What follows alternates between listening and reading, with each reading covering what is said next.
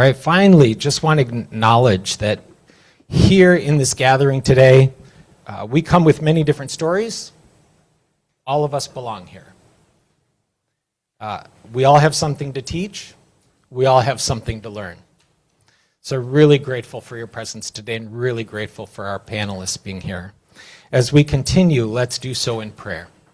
It's fitting to note that today the Catholic Church celebrates two saints who speak powerfully about the theme of our gathering today. First, Saint Benedict Joseph Labre, France, 1700s. He's the patron saint for those who are unhoused. And we planned it that way.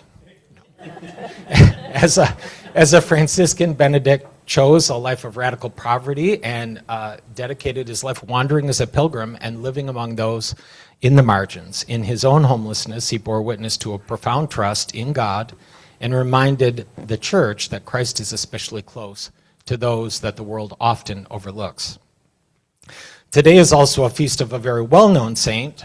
For those of you that have been to Lourdes or on your way to Lourdes, today is the feast day of Saint Bernadette Soubirous, a young woman of great humility and poverty to whom Our Lady appeared at Lourdes. Bernadette's life reminds us that God often chooses what is small, poor, and disregarded to reveal his grace, his healing, and his hope. So as we today reflect on how we encounter Christ in our neighbors, we ask for the intercession of both St. Benedict and St. Bernadette, that they may help us see with the eyes of faith, the eyes of compassion, listen with humility, and respond in love. So let us pray. And I'm going to use being the year of St. Francis, we're going to use the peace prayer of St. Francis. If you know it, feel free to join me. In the name of the Father, the Son, and the Holy Spirit. Lord, make me an instrument of your peace. Where there is hatred, let me sow love. Where there is injury, pardon. Where there is doubt, faith. Where there is despair, hope. Where there is darkness, light. Where there is sadness, joy.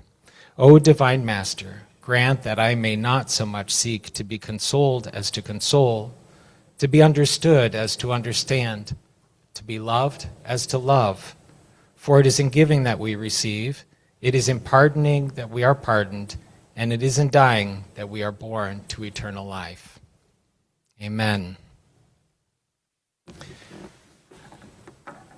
The recent apostolic exhortation, Dilexi Te, by Pope Leo, first drafted by Pope Francis, is a powerful reminder that speaks directly to our gathering today. It tells us that contact with those who are lowly and powerless is a fundamental way of encountering the Lord of history. In the poor, God continues to speak to us. The line is not about other people, it's about all of us. Because every one of us knows what it means to be vulnerable, to ask for help, to receive help, to need help, to rely on grace. And every one of us carries the image of God. The exhortation begins with Christ's words, "You have but little power, and yet I have loved you." Many in our communities know what it feels like to have little power in systems that are complicated, overwhelming, and indifferent. Yet Christ's message is unwavering.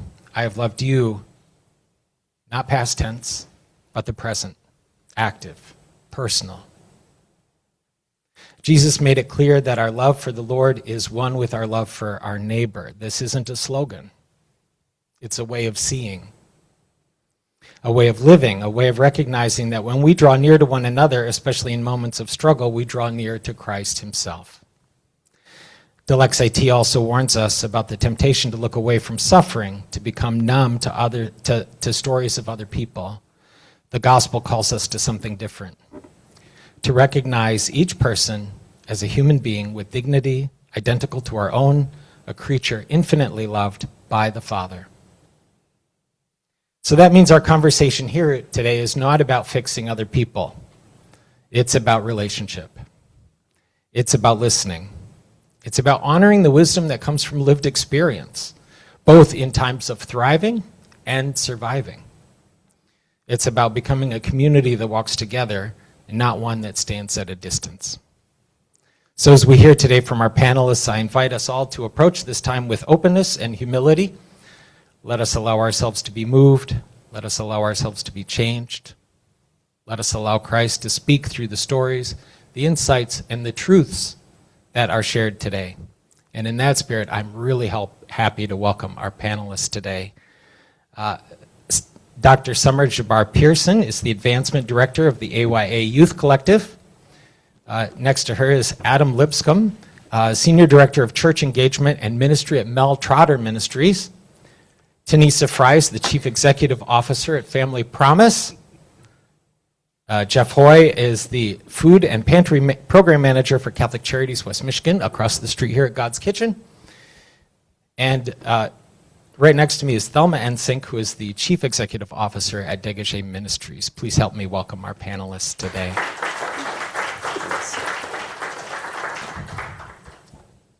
Welcome again, and thanks so much for being here today.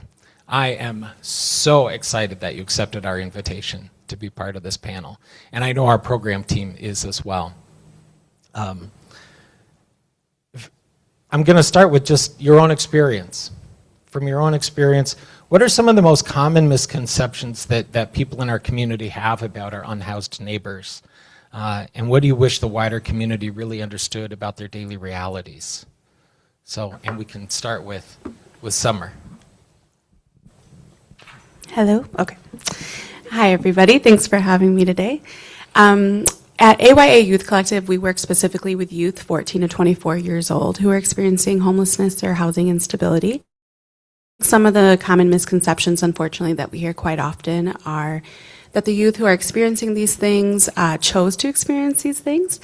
And that is not the case. Sometimes it may be the case, but most likely it is not the case. Unfortunately, life happens and things happen to families. Families end up, separating, breaking apart, whether it be because of their own choices or maybe systems at play.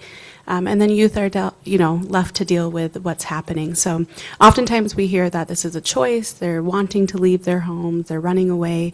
And that is, true for some of the youth we work with, but definitely not all and definitely not most of them. So unfortunately, life happens and it comes at you fast. We're always way closer to being unhoused than we are to being a billionaire. And I think that's a lot of what our youth are experiencing. They, unfortunately, one missed paycheck can lead to a family in crisis. So oftentimes it is youth who are seeking our resources to support themselves and their families so that they can move into long-term stability. I think the misconceptions that I run into most is that when folks see someone experiencing homelessness, they assume that person is involved in substance abuse and that person doesn't want to work. And so at Mel Trotter, we have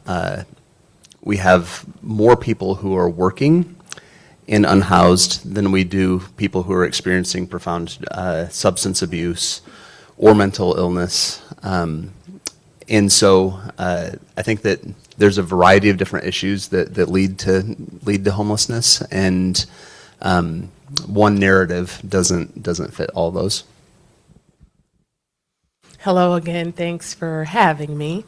At Family Promise, we're working to end homelessness for families with children ages 0 to 17 years old. And a couple misconceptions that I've seen pretty regularly is people don't realize the extent of family homelessness existing, because what they see on the streets are individuals or a person with a sign. However, there are families that are experiencing homelessness. Today, I looked at our data. We have 14 families today that we know are on our overflow list. That means they are sleeping in cars or spaces not meant for human habitation. And so I think the big misconception is that family homelessness does exist. The other misconception is that the person did something wrong in order to be in that situation, whether it's a single mom, sometimes there's couples, maybe it's a single dad. they're working. Like, so many of them are working. And so the misconception of you need to work a little harder or pull up your bootstraps is a huge misconception, because there are families that call us that are working 2 jobs and they still just can't afford housing. I think a lot of panelists here have hit a lot of key points. You know, a lot people who are experiencing homelessness, a large majority, it's 3 decisions, 3 happenings that may put them in that position. Whether that be a employment problem, a medical issue, where they can no longer afford housing, then they're kind of put out not knowing where to go. For a very large majority, it's not a personal choice. You know, people experiencing homelessness do not want to be there, and they try to find their way out. And all of us here are there to help with the program that we do have. So, yeah. Good morning. Thanks so much for this opportunity to share. I will share briefly my very first encounter with somebody experiencing homelessness. It was long before I did this work. I was a paramedic here for American Medical Response in Grand Rapids, and I picked up someone from the side of the road who was experiencing a medical crisis. And when he got in the back of my ambulance, I'll be very honest about the narration that was going through my head. You know, he was clearly not showered for a while, clearly hadn't been shaved for a while, and it was close quarters, and it didn't smell very good in the back of my ambulance. And just a lot of thoughts were going through my head of what I was going to have to do after he leaves the ambulance to make sure that it's sanitized so I can pick up the next person. But we had a little bit longer transport, and he told me his story. And he told me that he was married, he was working, he had this home, and as he was describing it, I could visualize him, you know, letting the dog out, driving to work, living a life just like my life.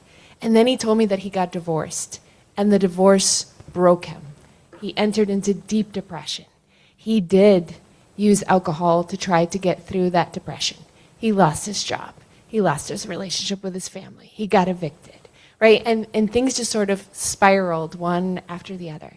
And after I heard that story, it profoundly changed my own view and my own understanding of homelessness. Degage Ministries serves women experiencing homelessness. We're the only emergency shelter for women in town. And over 50% of the women that come into Degage come in because of an unsafe or abusive relationship. Not always from a partner, sometimes it's from children, sometimes it's from siblings, but it's no longer safe for them where they are living. A quarter of the women that come into Degage are seniors. And this has been something that has been developing over the last few years because they're on a fixed income. They get Social Security income. They've been working their whole life. And then you only need to give them a 30-day notice in Michigan that rent gets raised. They can no longer pay it. And so I have ladies in my shelter that are in their 60s, in their 70s, or even their 80s. So homelessness has many faces, as you've heard here today. And I think it's just amazing when we stop and we listen and we hear someone's story. I often challenge our staff to reverse the tape. What if we could stand here in front of somebody and hit the rewind button? What would we see? What would we see if we hit the rewind button for everybody in this room? Right? We would see where they've been, who they've been, what they've done. People in our shelters are moms, brothers, sisters, they're entrepreneurs, they're artists, they're business owners, they're all kinds of things. They just happen to be experiencing homelessness right now. Thank you. Thelma, it was thanks for sharing your personal story there as well. I was thinking about my own personal narrations that I had growing up and through the time of going to school here in downtown Grand Rapids and learning to exercise some curiosity in asking, what's your story? Well, first just asking, what's your name, right? And giving my name.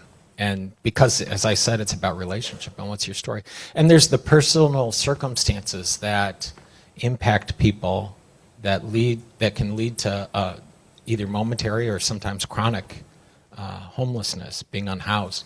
What would you say, and I heard some of it here, but and anyone can start with this, but some of the systematic or systemic forces that are also moving locally as well as, I mean, I know nationally we had, right, the undercut to SNAP benefits last fall.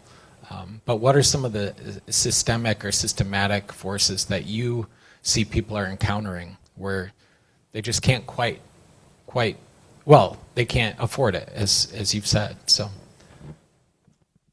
I'll start off.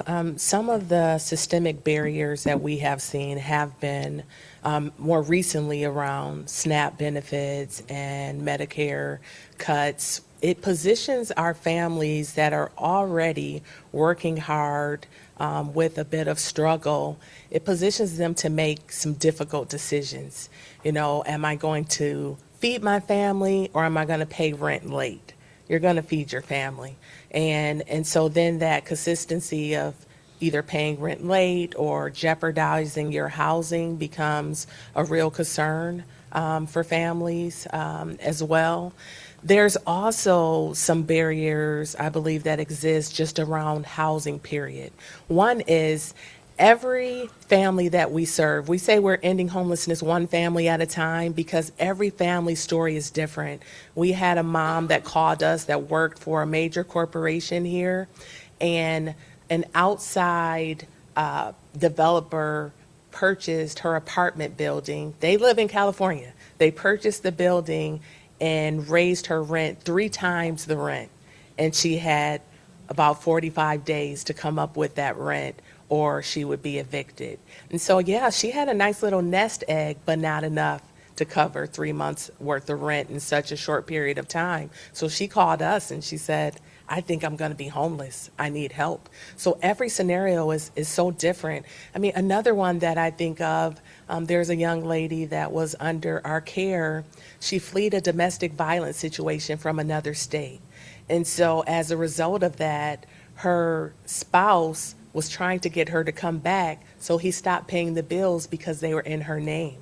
And so then she ended up with an eviction on her record. So now that she has an eviction on her record, she can't secure housing because most landlords want you to be eviction free 10 years, 5 years.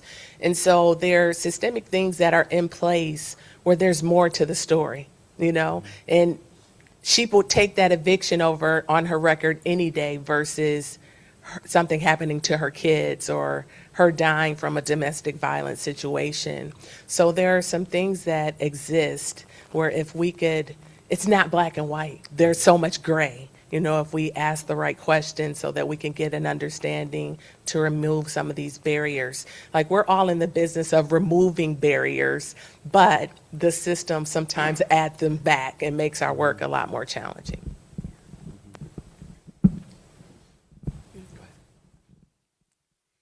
Thanks, Tenisa, for that. I think similar to what Tenisa was saying, we are all in the business of removing barriers. And when I think of AYA, I think of one of the barriers that our youth face that I have personal experience with as well, and maybe some of you, is trying to get support or resources from the state of Michigan. So we noticed about 1.5 years ago that youth weren't able to get health insurance or food stamps or things like that you have to apply through the state for. And I don't know if you've ever had to apply with the state, but it is very difficult and it is very long, and you have to go to that somewhat intimidating building, and you don't know what you're doing and what you're asking for, and you have to have a printer, and I don't know who has a printer, and right, like all these barriers happen. And I have a doctorate degree and I have to fill out my paperwork for my parents, and I don't know how to do it. It is hard. I don't know the language and I don't know what I'm doing.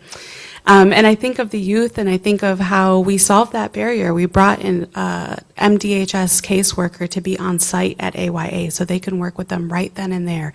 They don't have to go anywhere. They don't need a printer. They don't need to know anything else. They can get those resources there. And when I think of systemic issues, I think about personally, I was laid off in May, and that was terrifying. I didn't know what I was going to do, and it was nothing I did. It was funding. So when I was laid off, I had to figure out how to apply for unemployment. And thankfully, I had resources to do that. I had a car to get to the office, and I had enough connections to understand what I needed to do. But a lot of folks don't. And when I was I'll share this with you all because I don't know, we're friends now.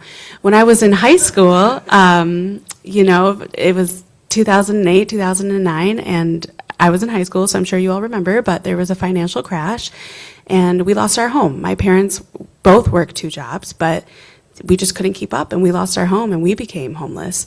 And we had to figure out, what does that look like? How do we do that? And my siblings and I, we had to figure it out. You know, we're first generation here in America, and these are the systemic issues that I think often people overlook, is that you can do nothing wrong and still end up in really, really hard situations. And I can have a doctorate degree, but still have the lived experience of somebody who's walking into Mel Trotter's or Family Promise or anywhere else, right?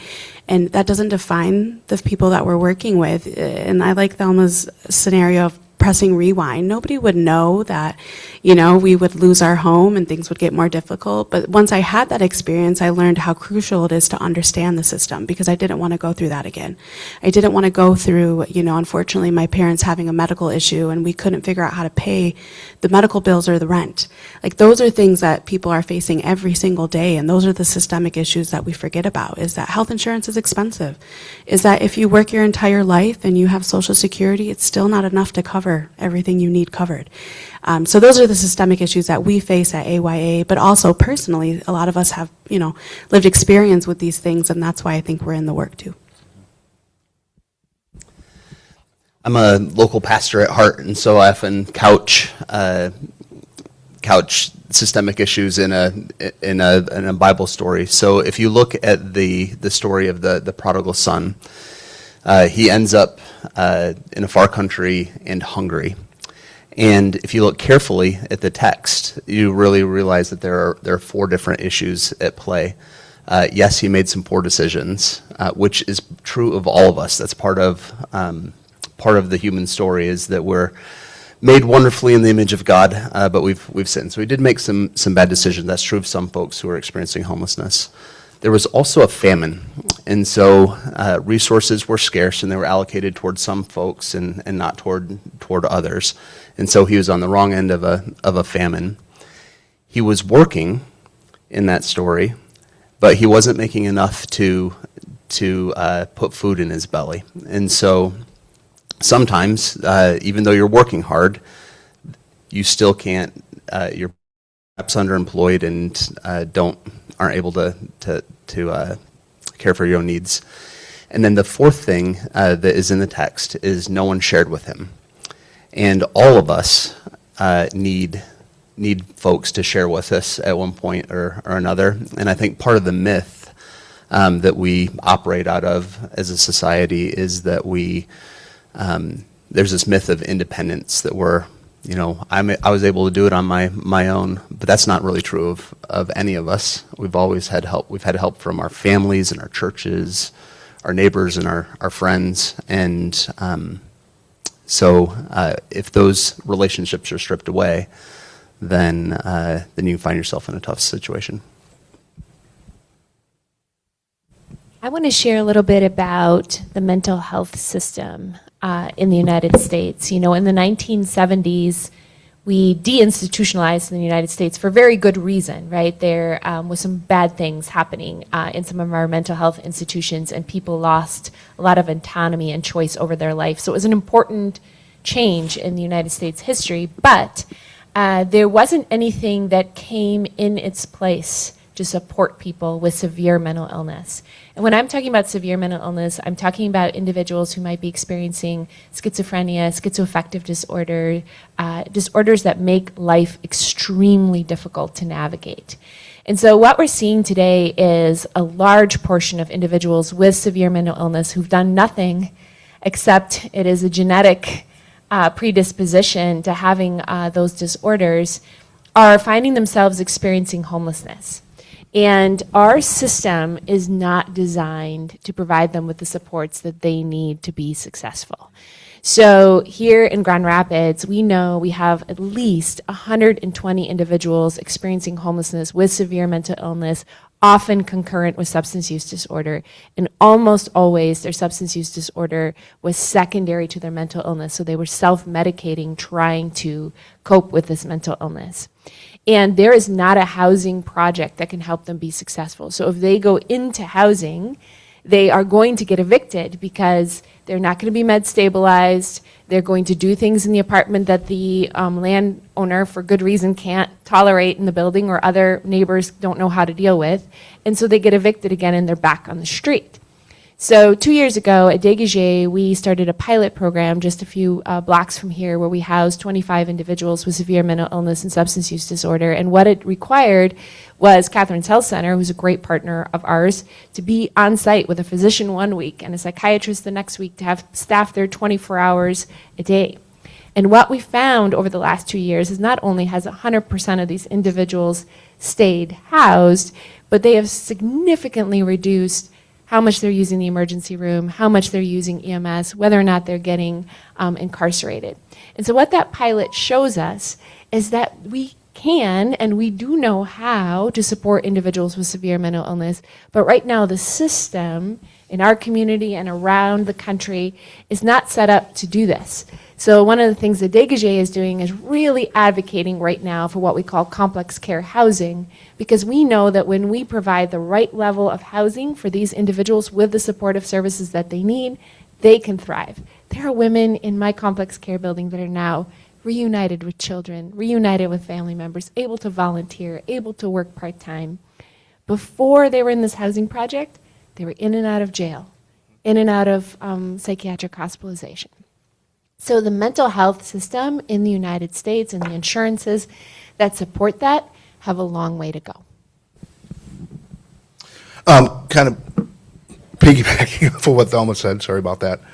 A lot of the lower income housing, Section 8 housing, it also, to apply, it's a year, at least a year wait to be able to get lower income housing. We have some directly above God's Kitchen, where people have to wait 12 to 18 months to even get a chance for that lower housing cost. So there's a lot going out there. Why can't you just go find low income housing? Well, there isn't any. There is a wait everywhere in Kent County, from here to Rockford to Forest Hills, Granville. There's Section 8 housing in a lot of areas here in Kent County, but the problem is it's at least a year to be able to get in. So individuals are trying to find places to go. On a personal note, I have a 20-year-old son who still lives at home, works full-time. We love him to death. He can drive us crazy every now and then, but he's our son. Would do anything for him.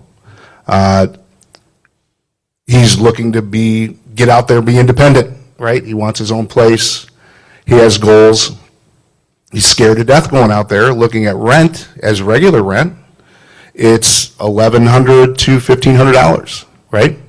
A lot of the individuals we see don't have that backbone of a family that they can count on or rely on.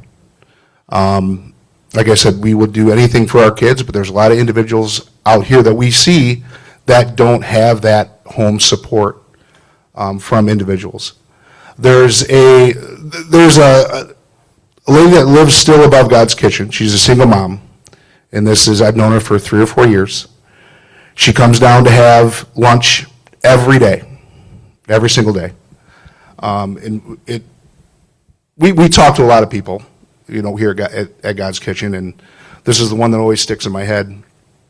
Single mom, kids are at school. She comes down to eat lunch every day because she doesn't want to take food out of her kid's mouth for later that day.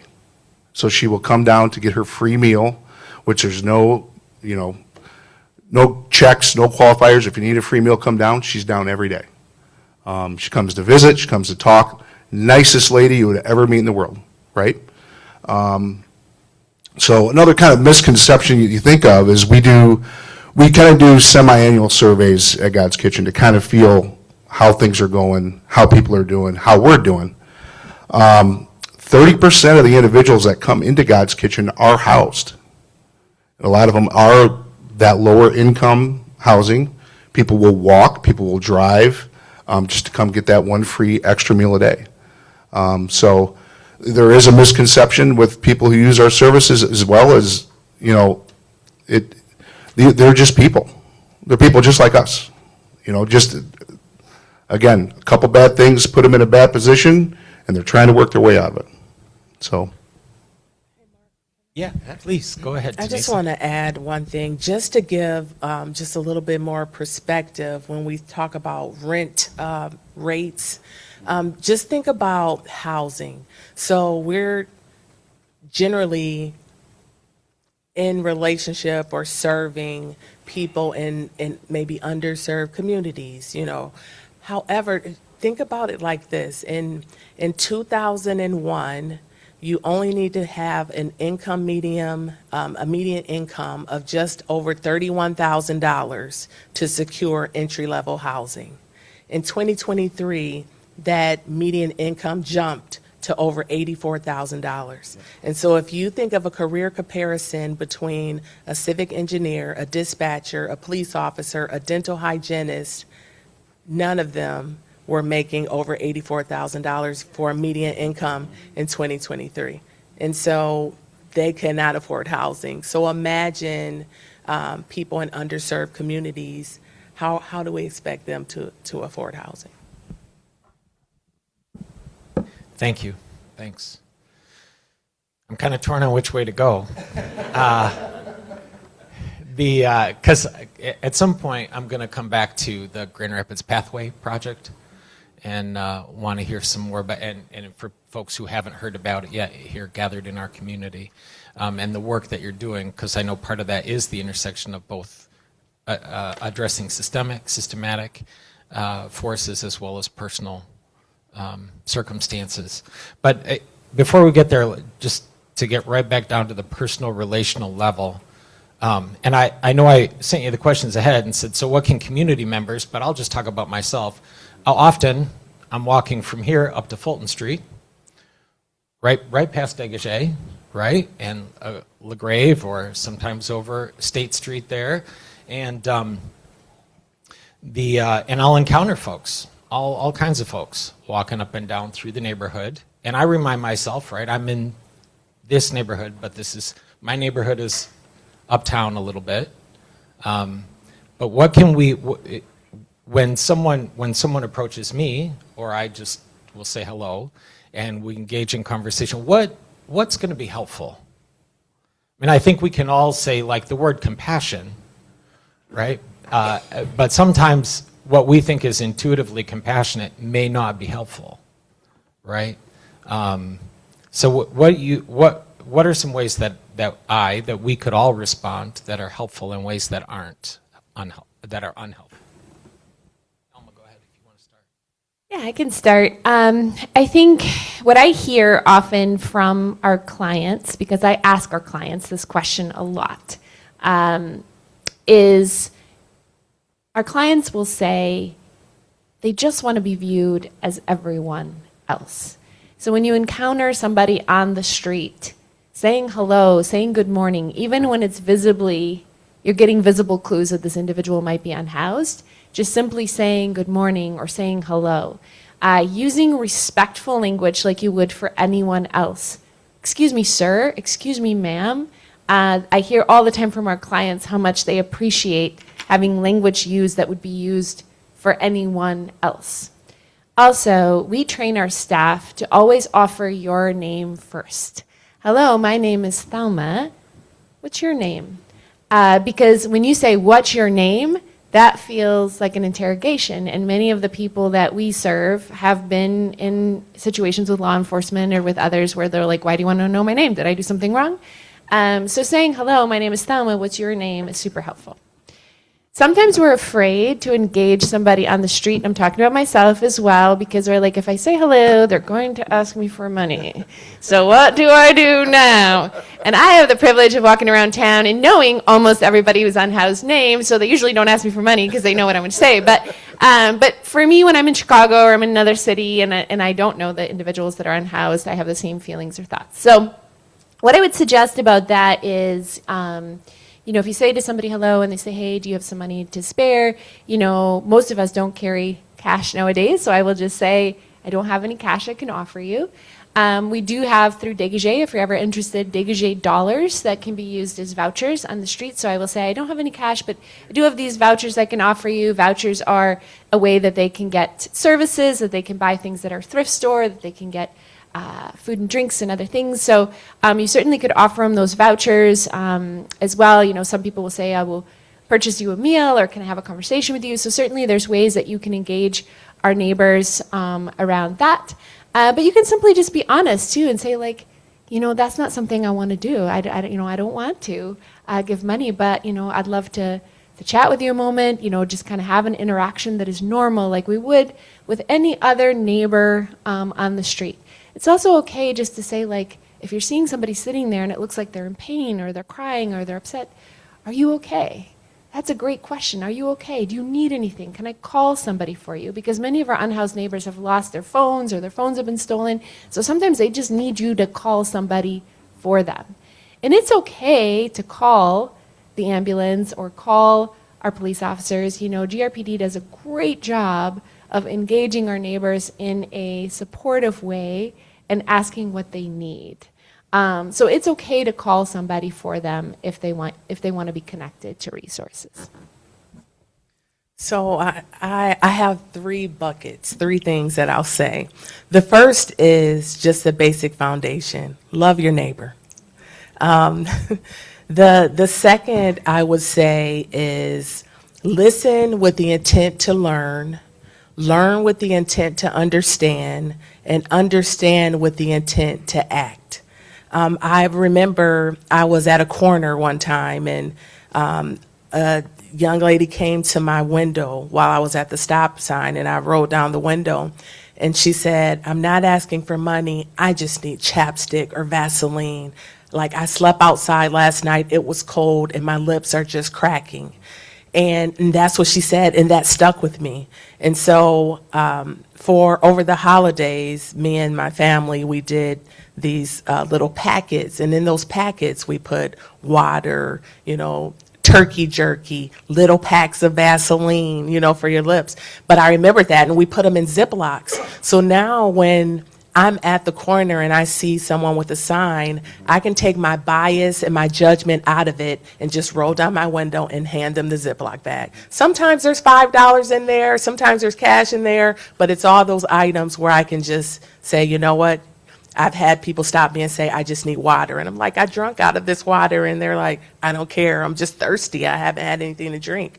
So just listening what the need was as I was in the community, and then trying to do something about it by having those little Ziplocs I can hand out of the window. And then the last thing I would say is I would challenge you all as believers to be spiritual farmers. There is a scripture that says one man plants a seed, another waters, but God adds the increase. When you're having those interactions with people, you don't know if you're planting a seed of faith, hope, or love, or if you're watering that seed. And so you have a choice to make. Are you going to sow faith, hope, and love, or are you going to sow doubt, despair, and discouragement?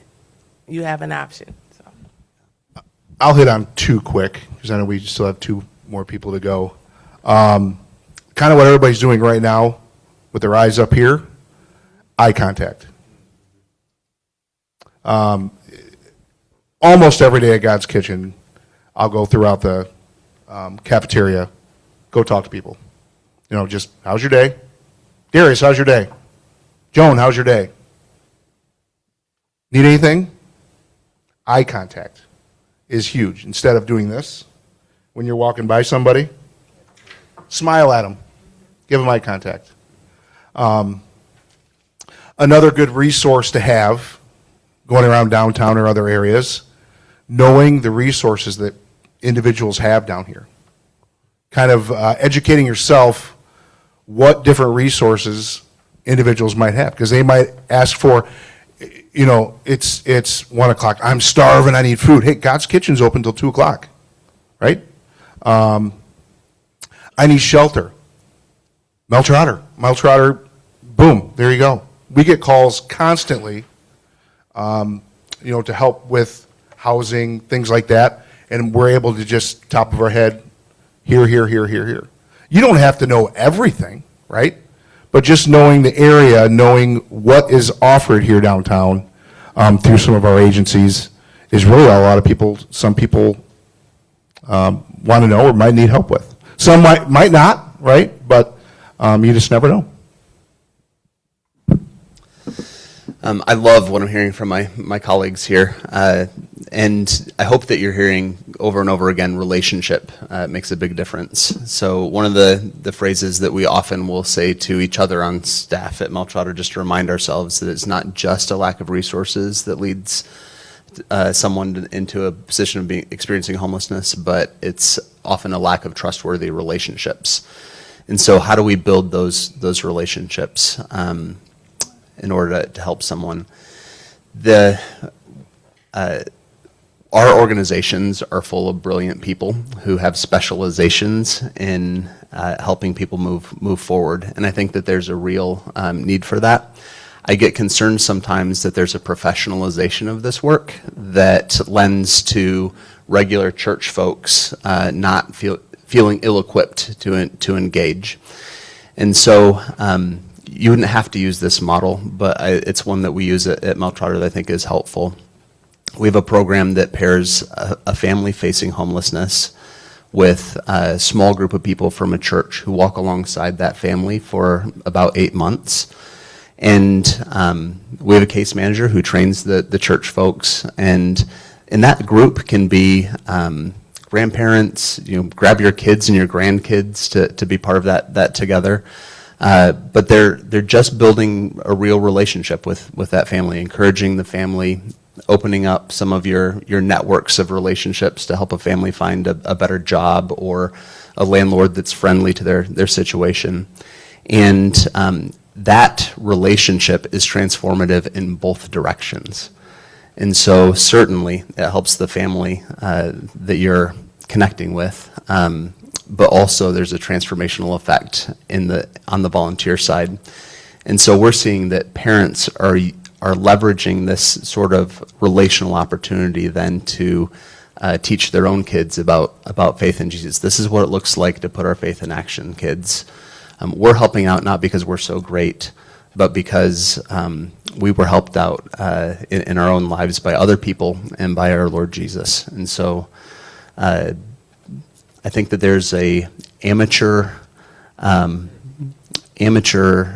response to homelessness that is going to be just powerful in our community.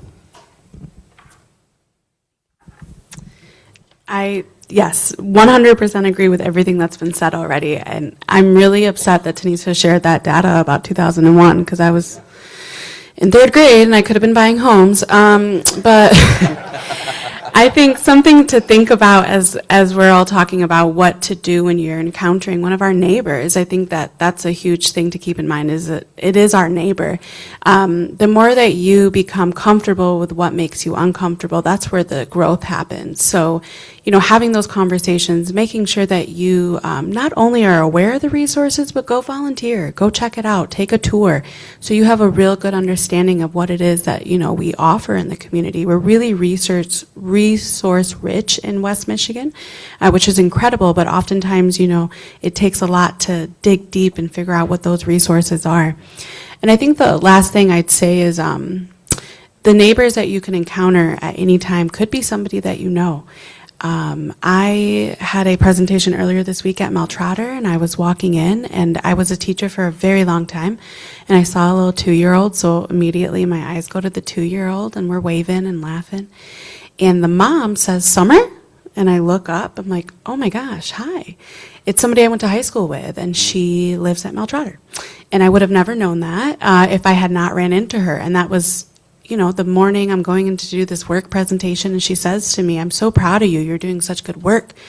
And I said, "I'm so proud of you. Look at this, 2-year-old. He's thriving, he's running, he's so happy." And I had a conversation with her, and I said, "If you need anything, reach out to me, message me on Facebook, whatever you need." And she did.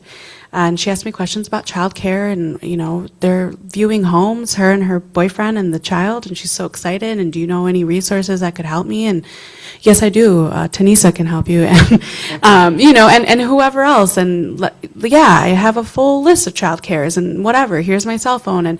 But it is somebody that I knew, that I went to school with, that I did not expect to run into that morning, that I went to Mel's for work, and that can happen to you any day. This is a very small city, and you can run into anybody. So making sure that you're treating them all with kindness and taking time to understand who they are and their story, it means a lot to them. Great, thank you. Tenisa, can I invite you to share your 3 intentions again? Oh, yeah. Yeah, because that was, I think that's a great summary. I said the first is love your neighbor. The second is listen with the intent to learn. Okay. Listen with the intent to learn. Learn with the intent to understand. And understand with the intent to act. Yeah, And then the third bucket was become spiritual farmers. Right. Because, one man plants a seed, another waters, and God adds the increase. Yeah. Thank you, thank you. I'm going to prime the pump a little bit here. We are going to have time for Q&A with our panelists and invite you to, you can use the back of your evaluation form if you want to write your questions down. We're going to have a couple more rounds of conversation up here, but if you can make some notes for yourself if there's a question that comes to mind. And for folks online, if you want to use the chat to post a question, and we'll be able to come back to that. All right?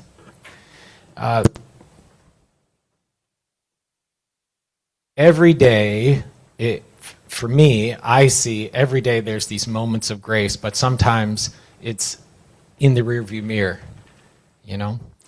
That I encounter someone and I say, oh, like there was something more there, right?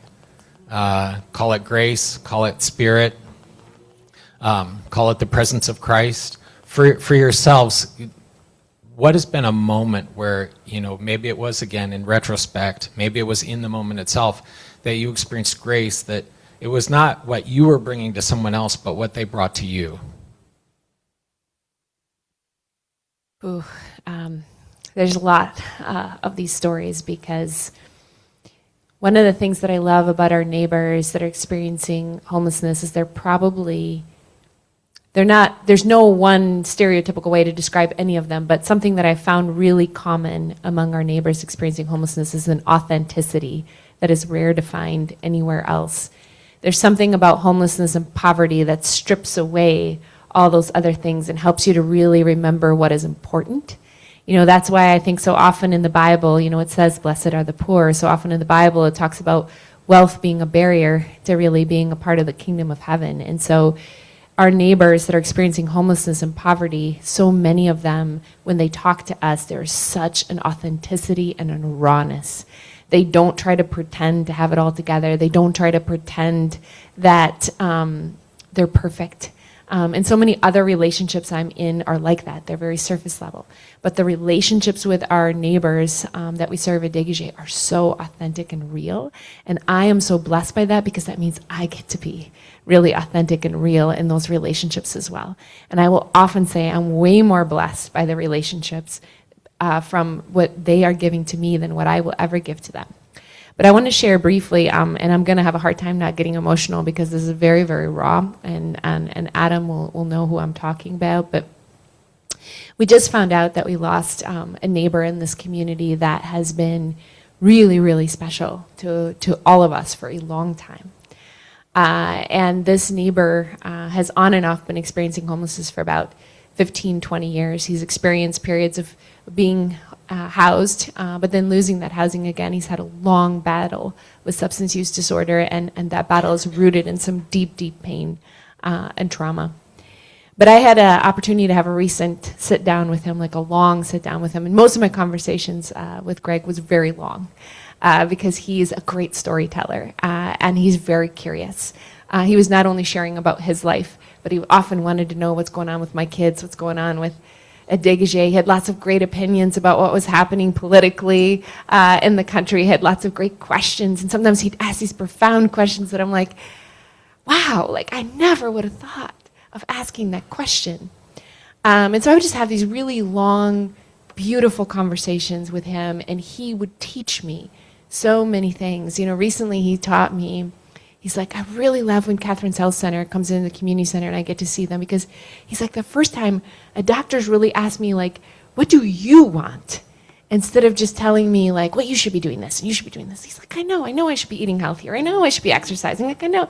But like the doctor really asked, like, what do you want? And I was like, oh, that's such a good question. Like, Greg, I'm going to share that with some of our healthcare providers, because that is a really good question. Because if you ask a patient that, you can kind of guide and coach to some of those other things when you really ask what they want. And so I've just had all these wonderful conversations with him sharing his life, him being curious about my life, him asking all these deep spiritual and deep political questions about our world. But unfortunately, Greg lost his battle. About a week ago, they found his body. And that's so painful. Yesterday when we were hearing the news, because Mel Trotter shared it with us because they heard it first, several people at Degage in tears, because this is not just our client. This is our friend. This is somebody really important in our life. And now I'm not going to be able to have those conversations anymore. And my life is going to be a little less because Greg isn't here anymore. So Greg is one of those people that I see the divine spark in. At Degage, our number one value is celebrate the divine spark, because every human that we connect to, right? C.S. Lewis tells us there is no mortal, right? All humans are immortal because we have that spiritual, that soul in all of us, that divine spark. And when one soul connects to another soul, there's nothing more beautiful. That's a glimpse of the kingdom of heaven. That's the glimpse of what it's going to be like, right? So my connection with Greg was a little piece of heaven, and I'm looking forward to continuing that on the other side.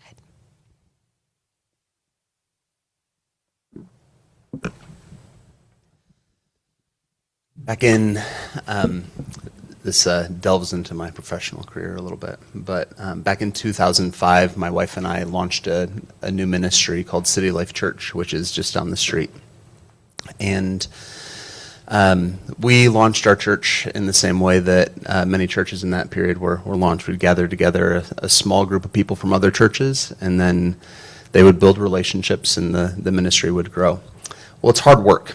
And so I remember that core group of people getting tired and starting to fall away. And they warned us ahead of time that would happen, but we all assumed that these folks that are banding together are going to be with it, with the ministry for a long time.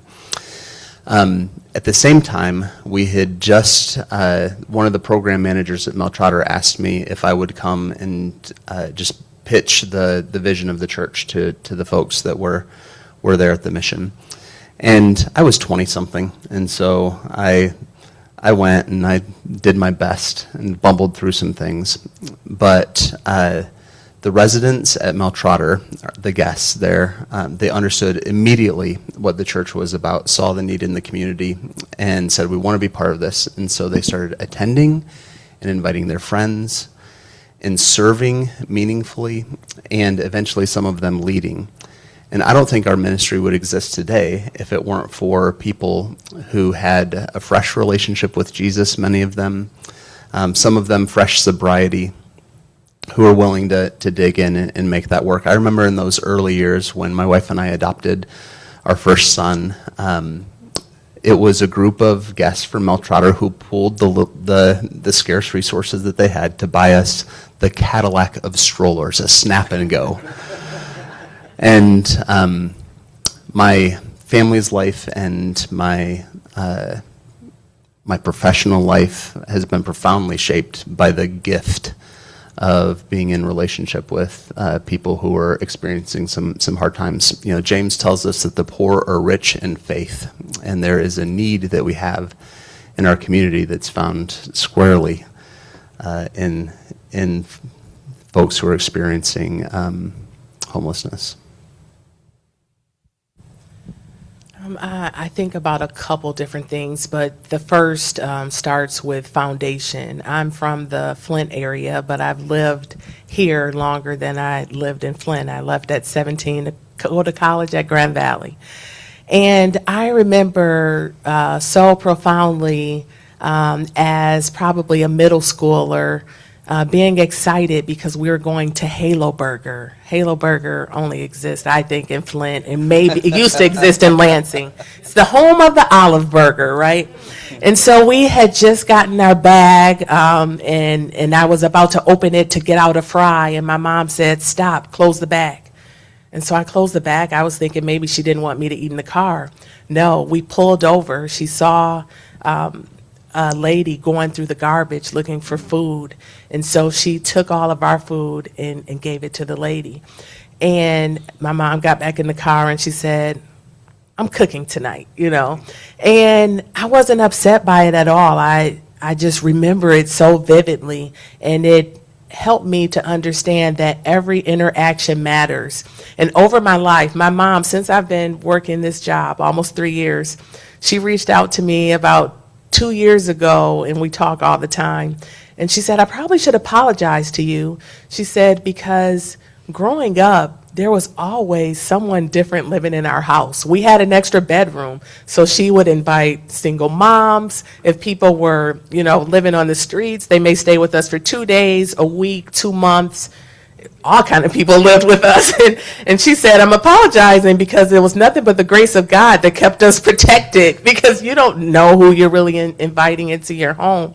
But it made me also think of a scenario talking about interactions. I was working in our Family Promise office on Cherry Street, and there was a young lady that came to the door, and I think she was there to pick up mail.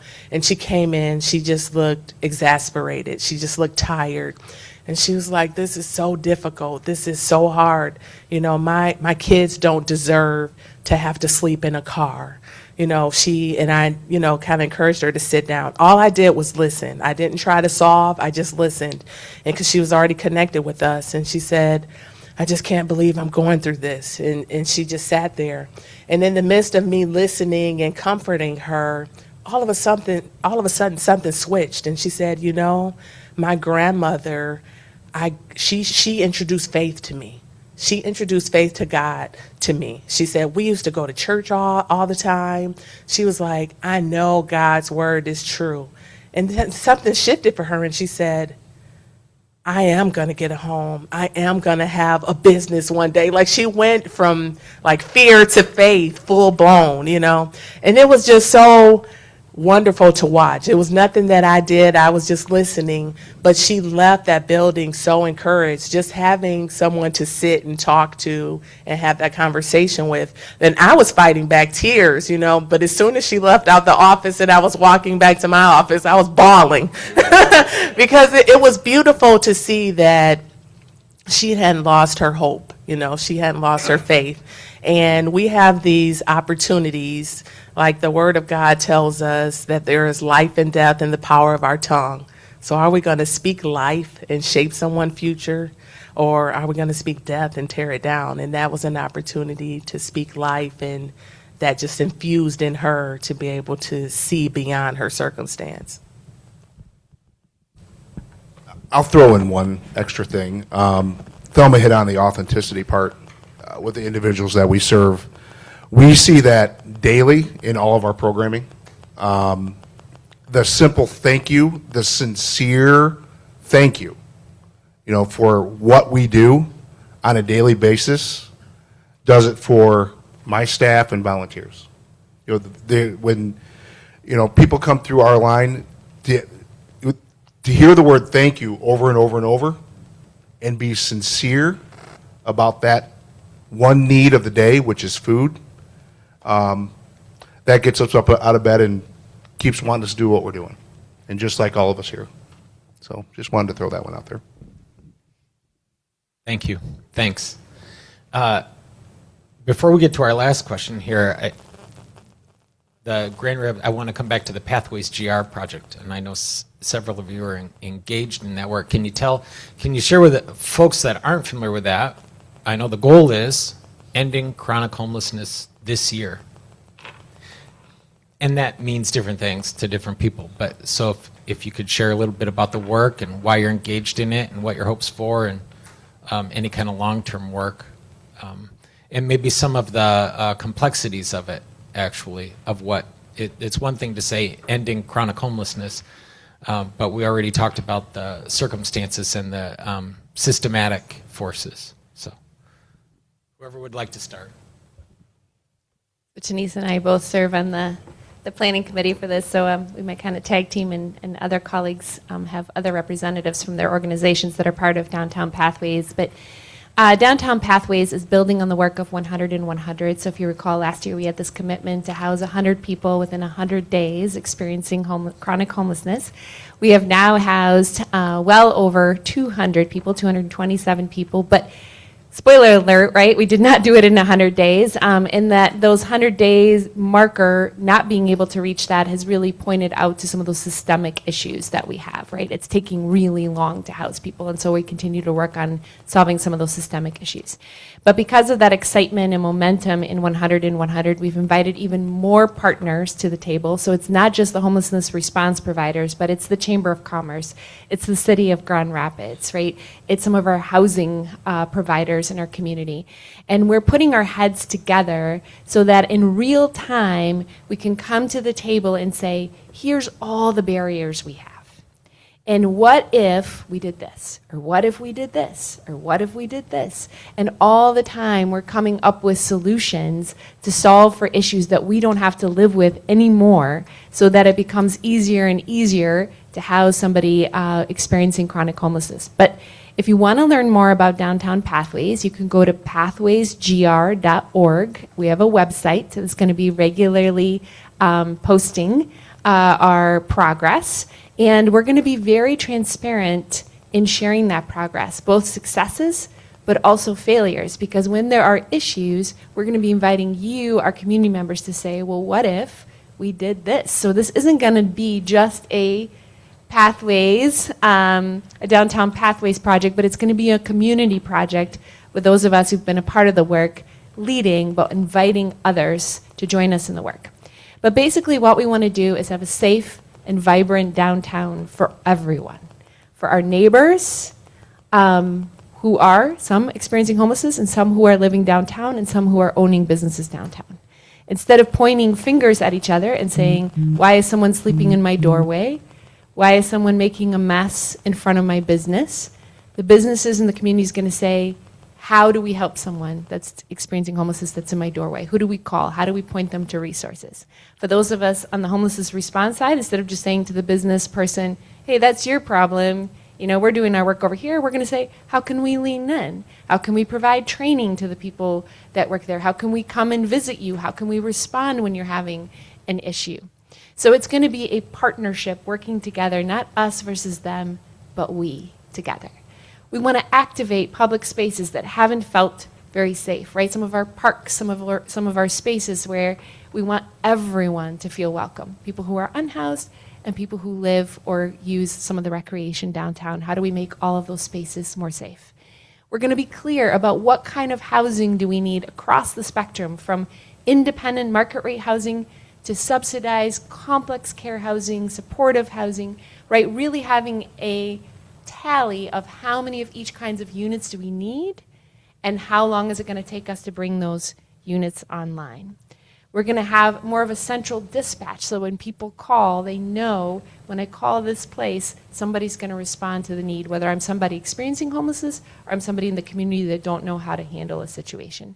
And we're going to have a lot of transparent communication about what's going on, because the number one thing is we're just not educated in this community about homelessness response, and about what it takes as a community to solve this. And those of us in Downtown Pathways project have been traveling all over the country, asking Denver what they're doing, asking San Antonio what they're doing, asking Phoenix what they're doing, and learning from them so that we can try to do what's best from all those places, but we got to make it a GR special, because Grand Rapids is such a unique and special place. It's a collaborative place. It's a beautiful place, but we got to make sure we do what's the Grand Rapids style of doing things. Yeah, I think Thelma did a great job summing it up. She gave you the website. The only thing I would reiterate is many times I say to my team that we do amazing work, but we do our absolute best work when we come together as a community.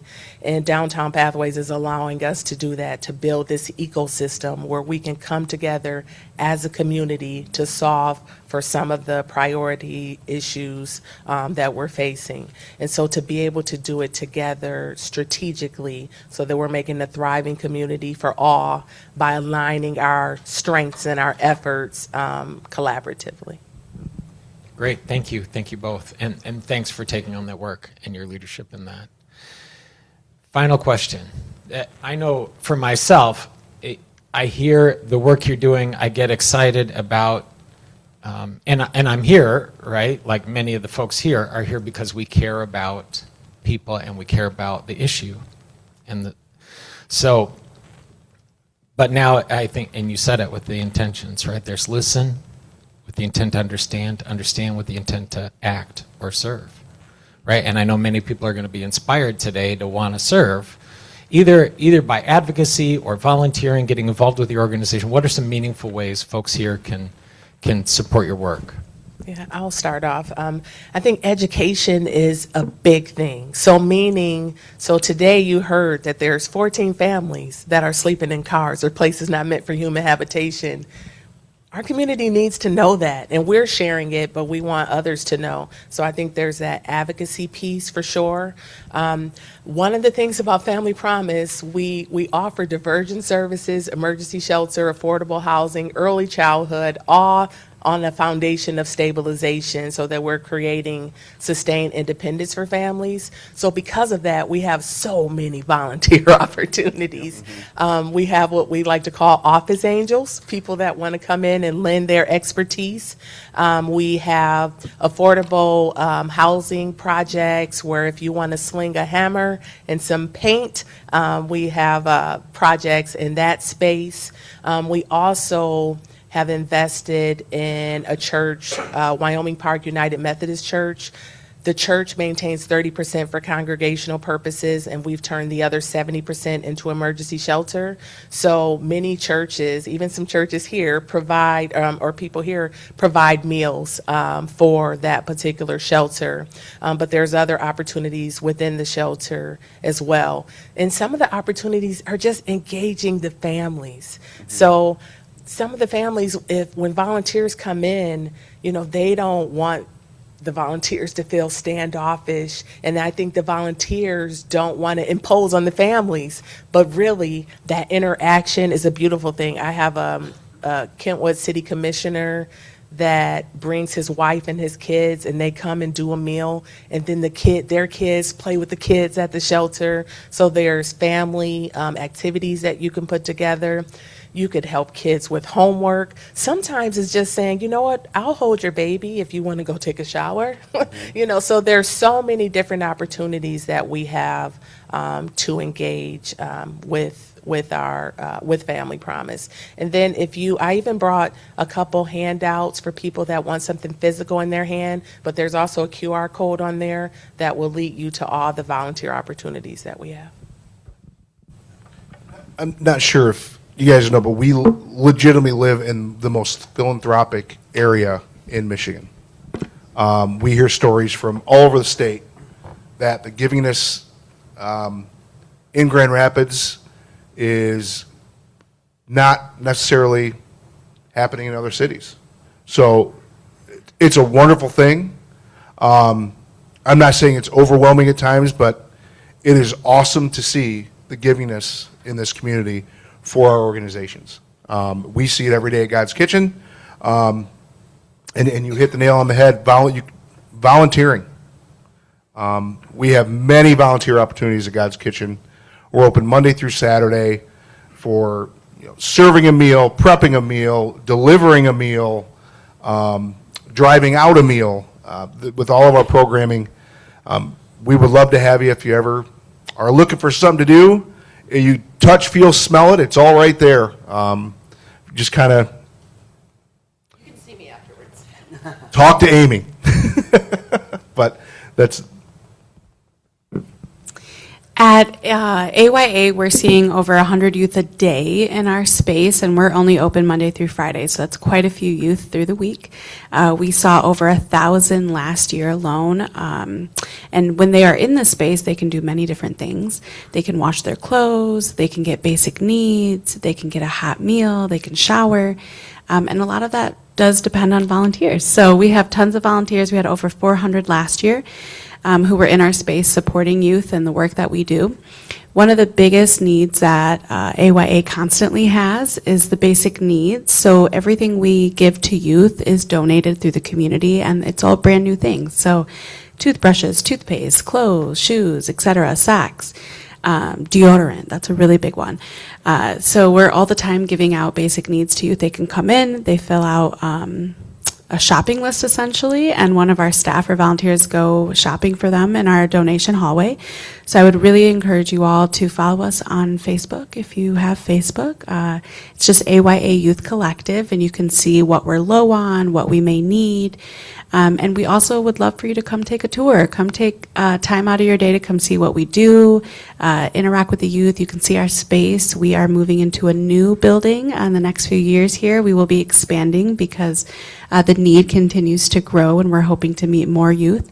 And we would love for you to come hang out. So if you have any interest in doing that, in providing a meal, in serving a meal, hanging out with the youth, I have business cards on me that I can pass out before we leave.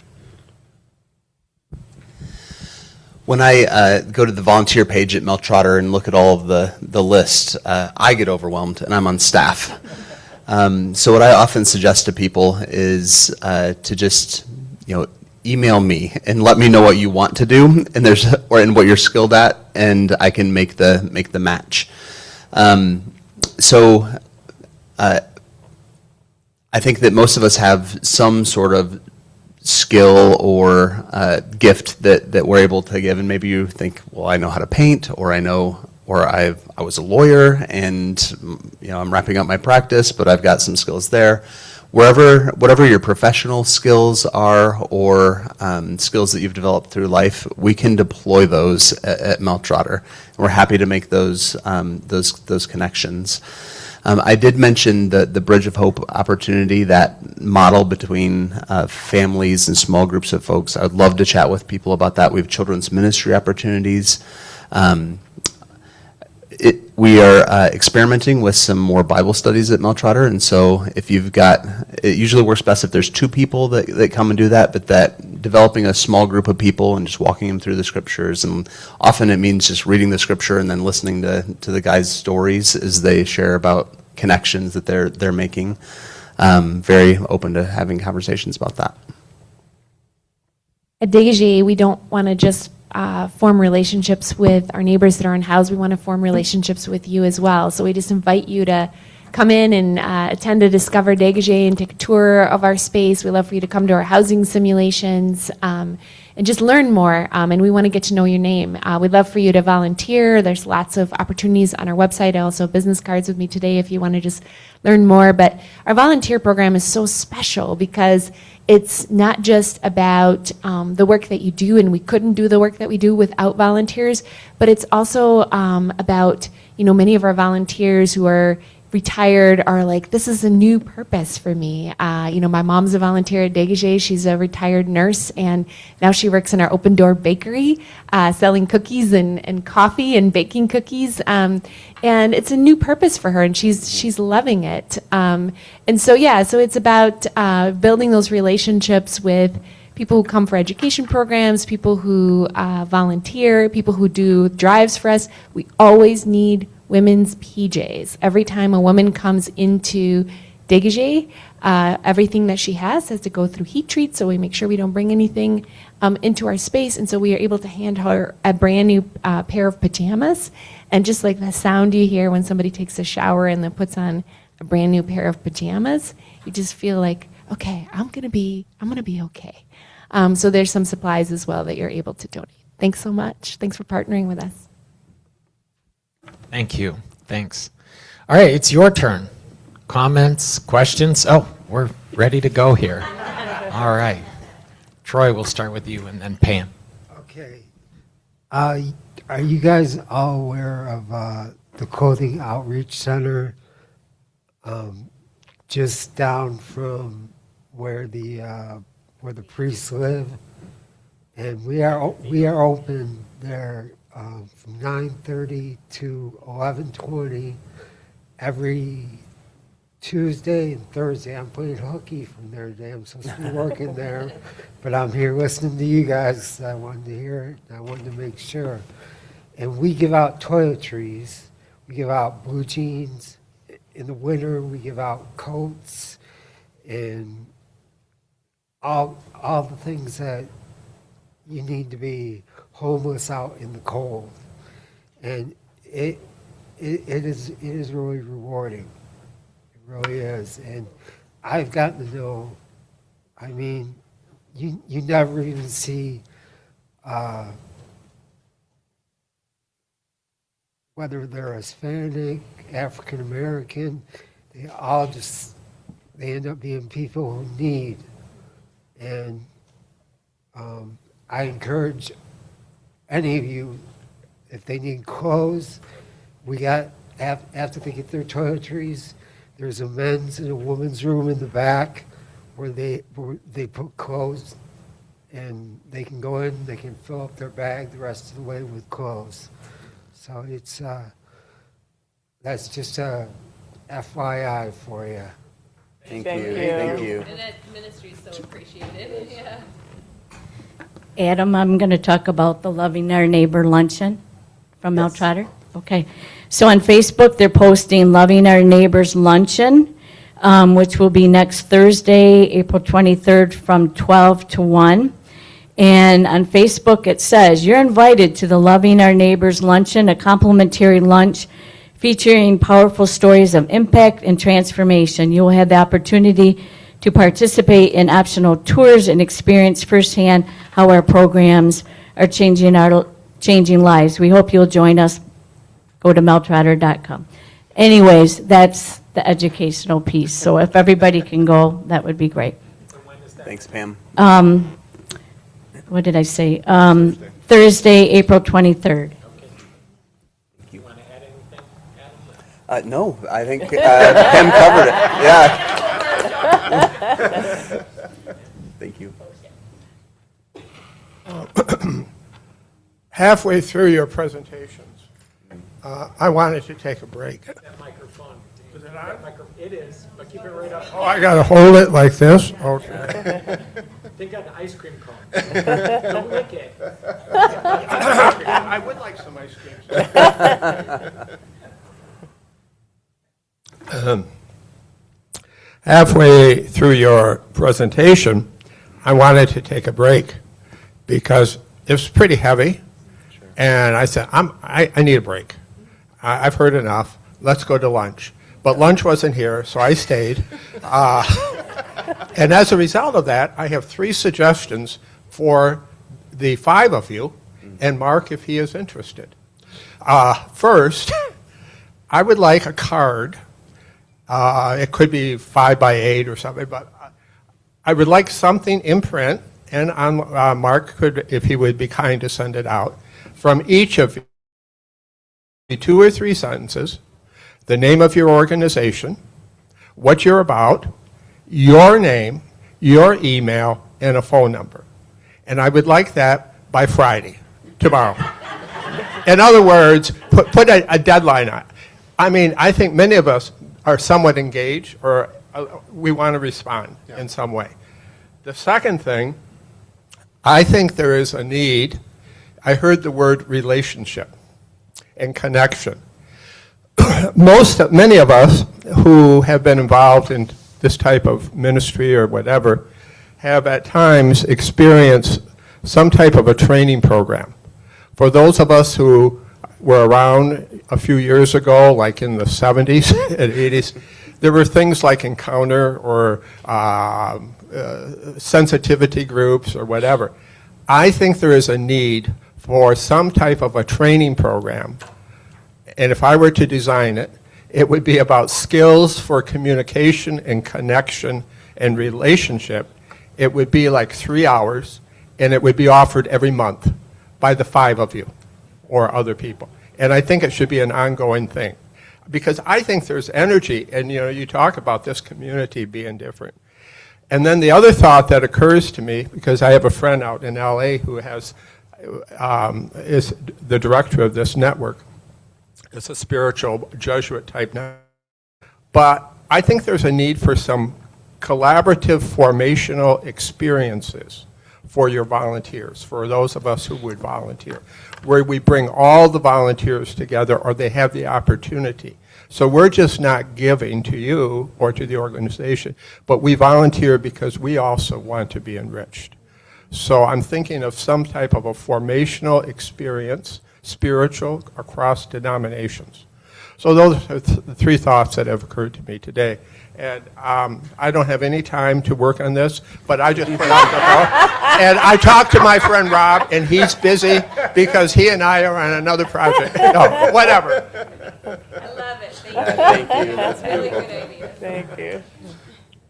Any of you want to respond to Dan's suggestion? Do we need to hear from Rob now?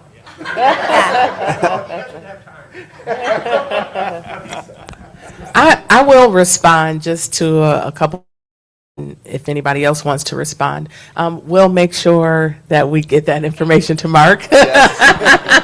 That's an easy lift. As far as the training program, I think there potentially is some appetite for that because we all do different things, you know, like you hear about the lunch and learns and what Mel Trotter has going on. And most of us, when we're offering volunteer opportunities, we also offer a volunteer orientation that's trauma informed so that you know how to interact with our families and prioritizing safety, security, and dignity. So a lot of us have that threaded through our programming as well. So. Yeah.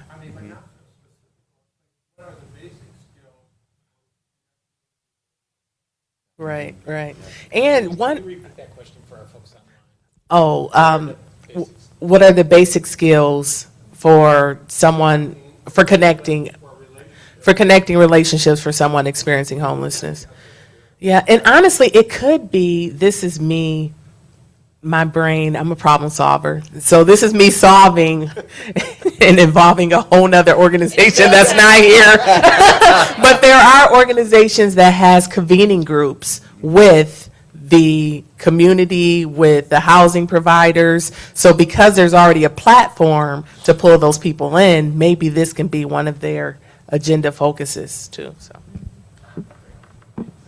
I think your presentation is wonderful. I love the new things that you're doing, especially with Degage and the mentally ill.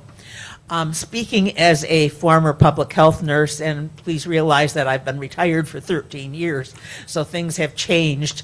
Do you all have waiting lists? I know that calling homeless assistance, which was always the first thing. You had to call 3 times because they didn't believe you were homeless unless you called 3 times. And if you were couch surfing, they didn't consider that homeless. You had a place to live then. So do you all have waiting lists? I mean, not Degage, but I know that God's Kitchen was the only place that didn't have a waiting list.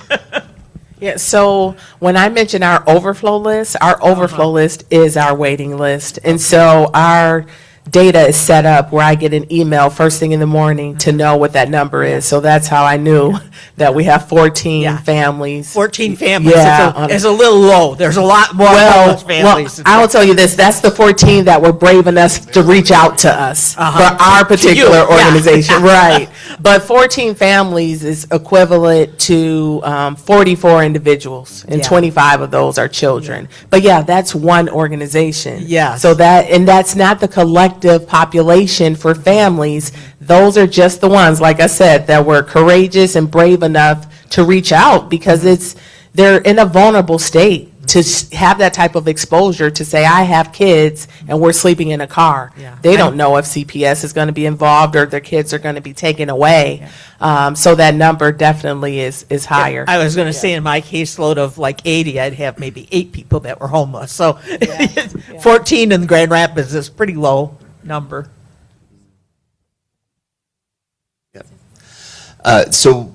Every day I get a situation report from Mel Trotter, and I usually skim down most of the numbers to the bottom line, which says how many people did we have to turn away last night because of a variety of reasons.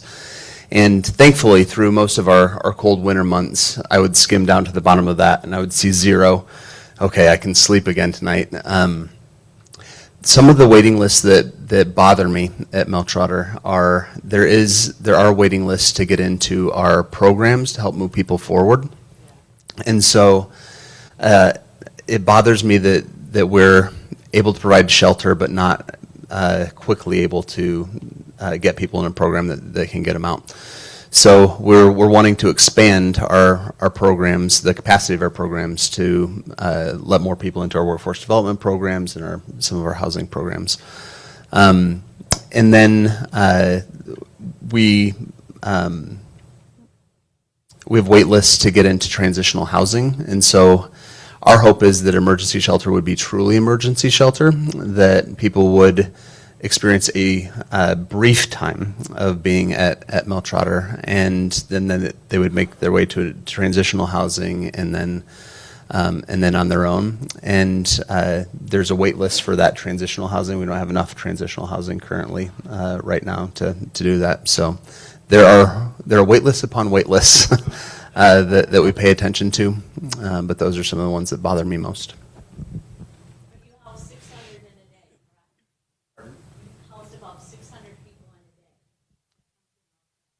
We were able to shelter that many, yes, this winter. More waitlist questions. At AYA, aside from our drop-in center where we're seeing over 100 youth a day, we actually do provide housing for youth as well. They have to be over the age of 18. But we own 12 homes in the city of Grand Rapids. We're building our 13th home currently.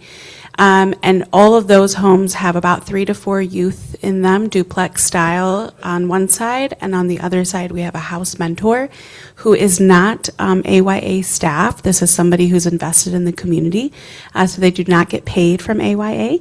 They do receive free room and board through us, but then they are also committed to supporting the youth in their homes. So similar to what Adam was saying around transitional housing, we have that at AYA with waitlist, and we also have partnerships with Family Promise, Safe Haven, ICCF, where the waitlists are ever growing as well.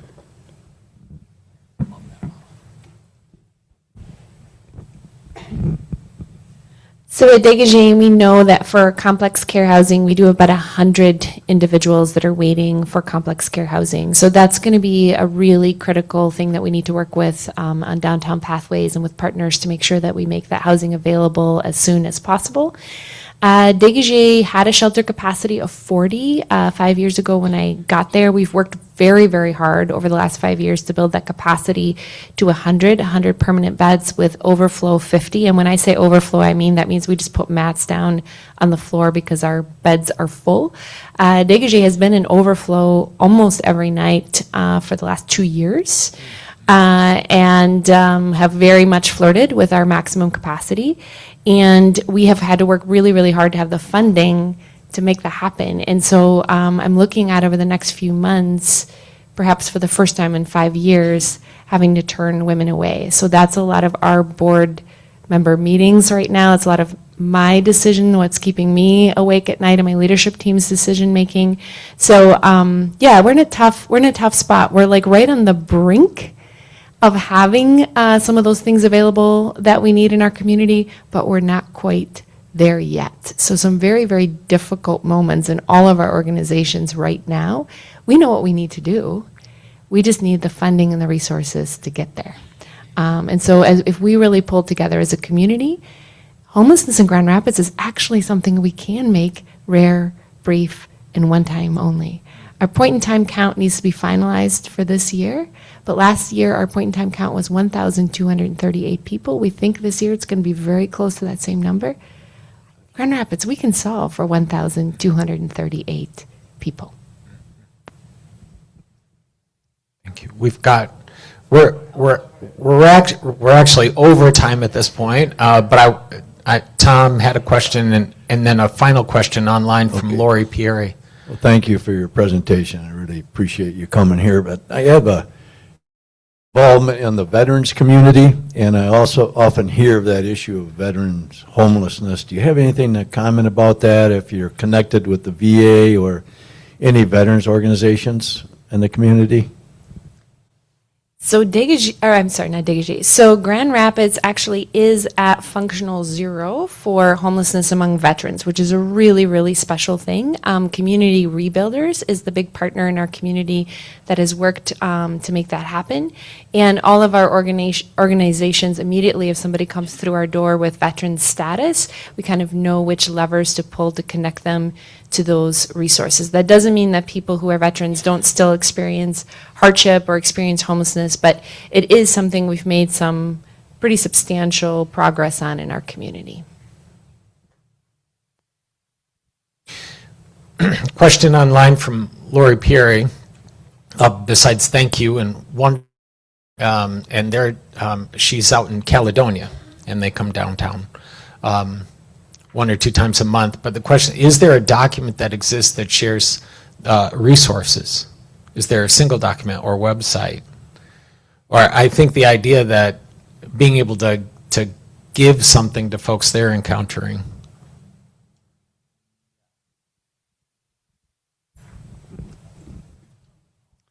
So you're hoping I'm going to say, yes, there's a document, and it's downloadable at. This is a question that I think many of us receive often, and we put together documents like this, and then the resource list changes. And so it is a constant work to update those resources. And so I would say that if you contact any one of us, the rest of us know where the resources lie. And so if you contact one agency, we have enough partnership between us to know that's not us, but that's Family Promise or Degage or AYA or God's Kitchen. Unless Rob and you are going to... Yeah. Rob and Dan, yeah, you have your... You can still direct someone to call 211. That is still a really great resource. 211 Dispatchers knows all of our resources, and every summer and winter you'll see a warming center list and a cooling center list. And so when those lists come out through the Grand Rapids Coalition to End Homelessness, that's kind of the most updated list with most of the partners listed. I just want to add one thing to think about. As you see inclement weather or how the weather shifts, just remember our neighbors, because in the winter, the need tends to go up for singles experiencing homelessness. For us, the need goes up during the summer. So just when you're thinking about inclement weather and families sleeping in cars during the winter or the summer is bad, right? And or individuals being on the streets during times when the weather is not great. That's also a great time to reach out. Any other final thoughts from our other panelists? Well, let's show them some appreciation. Thank you. Thank you. I just really am grateful for accepting the invitation to be here today, but more importantly for your work, leadership, and your dedication, and helping just set the bar for us, and the goal that this is solvable. We by working together. I'm happy to share that on behalf of you all, we are making a donation to each of the organizations to thank you for your time. If you'd like to help show that appreciation and make an extra contribution in the basket, we would not turn you away. And for folks online, you can go to our website, grcic.org, and on Give, and just make a note if you'd like to make an additional donation towards any of the organizations here today. Thank you again. Thank you again. Can Tenisa. I just say, I know a couple people wanted contact information from us. I'm speaking for the whole group right now when I say we'll linger up here a bit with business cards and handouts if you want to grab one on the way out. Yep. And we will send a follow-up email with, and this is being recorded, so we'll send the link when that comes out. But we'll send a follow-up email that has contact information. Yep. Be happy to do that. Yep. Fine. And what's that? All right. We'll see you, Troy. Thanks. All right. Some quick announcements. And for our folks online, thanks for being here. For folks here in the room, our conversation can continue. We're going to have lunch service, and some of the people here, our panelists, are able to stay and so you'll be able to interact with them. On the similar theme of Catholic social teaching, in June, our gathering in June for this series is going to be Show Me the Public Money. And we're working with Together West Michigan to talk about how public funds are being distributed in our community, sometimes with or without public input, like think amphitheaters, and how that impacts, or the Three Towers, and how that impacts the wider community and has impact on services that are being offered. So knowing that Catholic social teaching exists, that public resources exist for the common good, we're going to explore that theme here and localize it in Grand Rapids. So, and you all are welcome to come back for that, for sure. That's June 9th. Before that, we're going to host our annual church art and architecture tour, and we're going to be traveling to Muskegon with our annual docent, Father Tom Simons, who's a resident expert on art and architecture in churches. We're going to be visiting St. Francis de Sales, St. Michael the Archangel, and St. Mary Immaculate Conception. So we hope you can join us. We are providing bus transportation from here that day, not school bus, for those of you that have been with us before. And that's a little bit further to go. Muskegon's a little bit further. But if you already live in Muskegon, you are welcome to just join us when the group arrives. All right? And that's on May 5th. And there are postcards on your table about that. And those postcards are for you as a reminder. You can put it on your refrigerator, but you can also share one with a friend. We'd love to just spread the word about the work that we're doing here. Thank you again for joining us this morning. We're so grateful that you're willing to take a step in your faith journey with us. As a resource to lay Catholics and those wishing to know more about this way of life, the Catholic Information Center exists and envisions a vibrant, inclusive, and welcoming church that shows the merciful face of Christ to all our neighbors. The hope of our witness is that people from all walks of life can share the good news of God's reign with joy. We would love to get your feedback on today's presentation. We have evaluation forms on the table, and you can just fold those and leave them on your table, and we'll be happy to collect those. And for folks online, we're going to post a link in the chat with an online evaluation form, and would really appreciate your feedback. Let's show another sign of appreciation for our panelists today. Thank you.